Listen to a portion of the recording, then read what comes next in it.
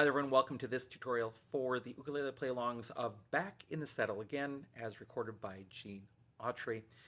The play-alongs are found on the UkePlayAlongs channel on YouTube, and these tutorial videos are both on the UkePlayAlongs channel on YouTube as well as the UkeStuff channel on YouTube.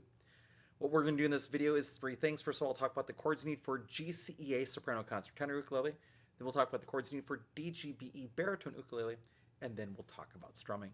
If you want to support the work on this channel and its sister channel, here are the three things you can do. First of all, you can like this video.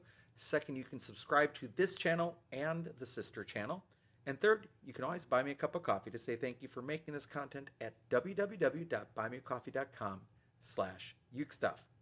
All right, let's begin with the chords you need for GCEA soprano concert or tenor ukulele. First, you'll need the F chord. Then you'll need the C chord.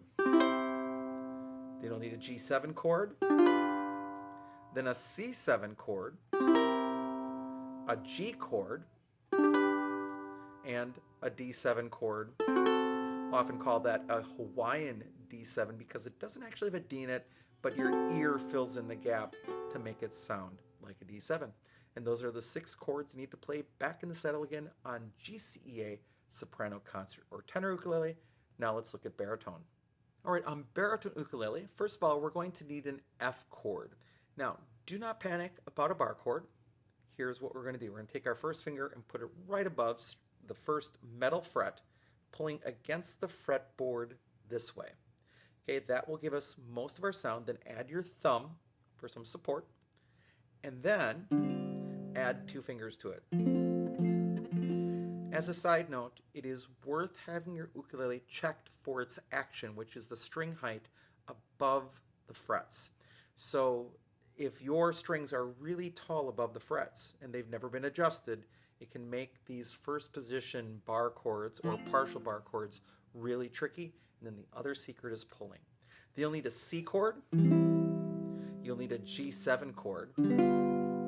A C7 chord, I like to think of it as playing the C chord and then adding 2 fingers. A G chord and the D7 chord. And those are the 6 chords you need to play Back in the Saddle Again on baritone DGBE ukulele. Now let's talk about strumming. All right, as it comes to strumming, first and foremost, there was no ukulele used in the original version of this song, so there is not one single right pattern. Please keep that in mind. There are 3 rules to strumming. First of all, play the right chord at the right time. Number 2, keep a steady tempo or a steady beat. And number 3, make sure that whatever you are playing matches the style of the music. As long as you're doing those 3 things, you're good. So, what would I suggest for strumming here? I have 2 thoughts for you. The first one would be down strums, fast, something like this.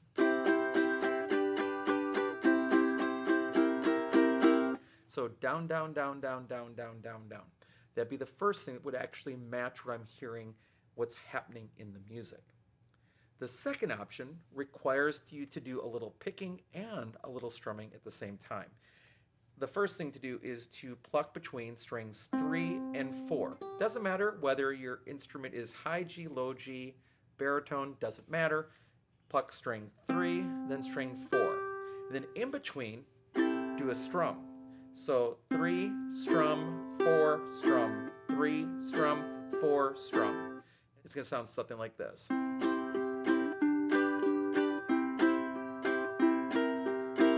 If you miss a note here and there, that's fine. But then you sort of get a boom chuck, boom chuck, boom chuck, boom chuck, which works really good with the song as well. All right, so with those chords and that strumming, that's all you need to do to be successful on Back in the Saddle Again as recorded by Gene Autry. Thanks so much for joining me for this video. I hope you're having a great day, and I'll be back soon with some more Uke stuff for you.